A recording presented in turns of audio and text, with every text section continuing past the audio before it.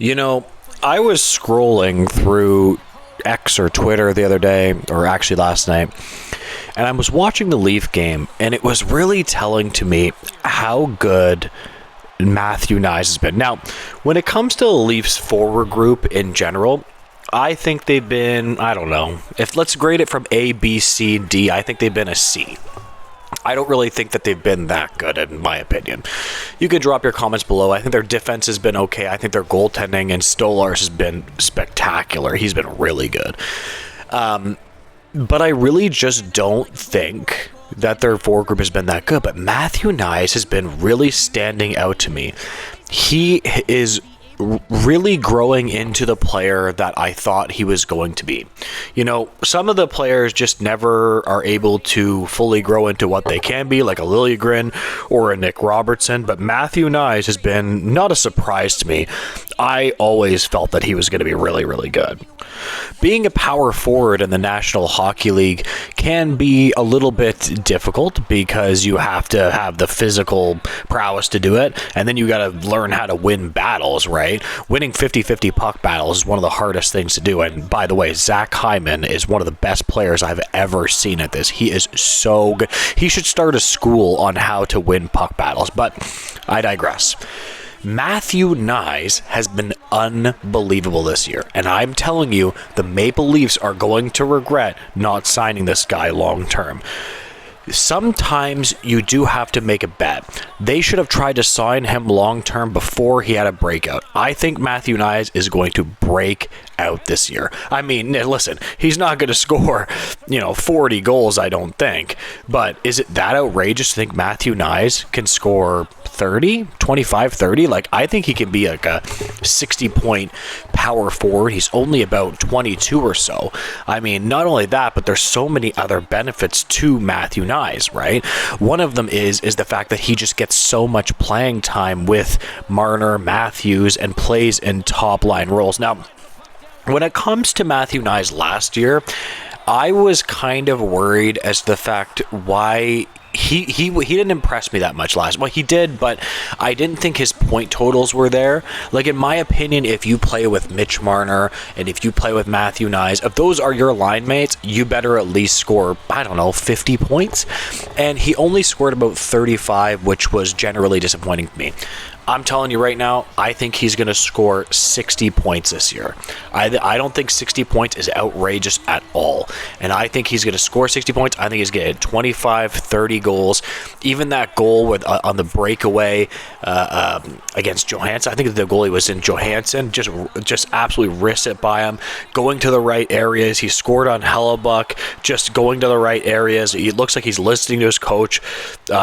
Decent two-way player, able to win battles. I mean, this is exactly the type of player the Maple Leafs desperately need.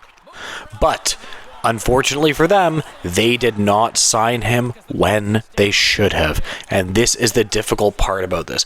I'm telling you, sometimes you just got to take a risk. I'm not that high on Nick Robertson at all. I really just don't think he's that good. I'm telling you, a lot of people think that just because you can make the NHL when you're a small player, and of course you can make the NHL when you're a small player, I'm not denying that, they act like size doesn't matter at all.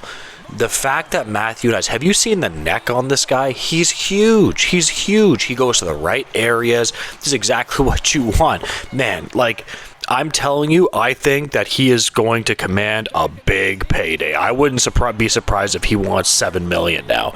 If he scores 60 points this year and the Leafs want to get him on an 8-year deal, why wouldn't he ask for $7 million? I mean, he should ask for what Lafreniere got. He scored 57 points. Alexis Lafreniere, I believe, scored 57 points, and he's about on pace for about 60, 70 points this year.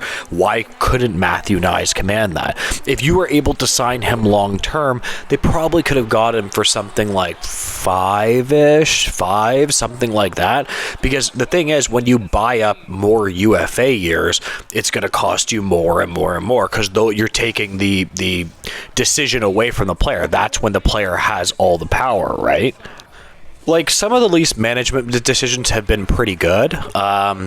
You know, they've made some weird signings like a David Camp and Ryan Reeves, but then they made some really good moves, like really good quality moves.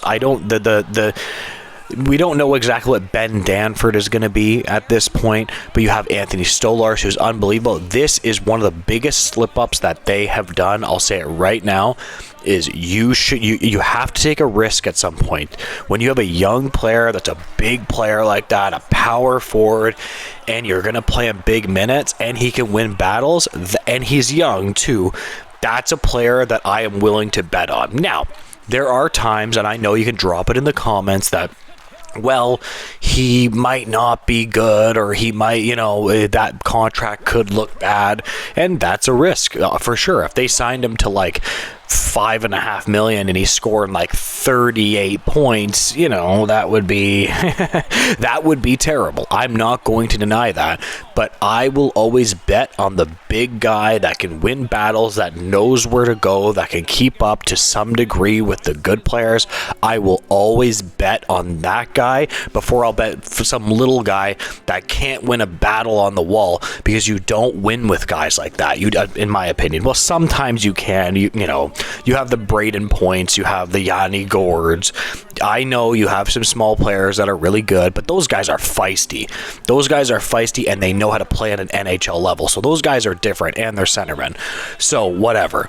But at the end of the day, I'm telling you, Matt, you guys are going to grow to love Matthew Knies. Oh, and by the way, on top of all of the things that I just said, guys, Matthew Knies is also a playoff performer. He scored as many points as I believe Mitch Marner. I mean, I think he scored maybe 4. I'll put the playoff stats up on the screen. Not that they were mind blowing, but he actually played pretty well in the playoffs as well. So I wouldn't call him a playoff performer, but he is the type of player, go to the net, win battles type guy that are going to be very valuable in the playoffs, right? It's just how it is. Anyways, I am going to leave this video there. If you could like, comment, and subscribe, I would appreciate it. Tell me why I'm wrong and tell me why I'm right. Give me your opinions, drop it below, and have a good one, guys. Goodbye.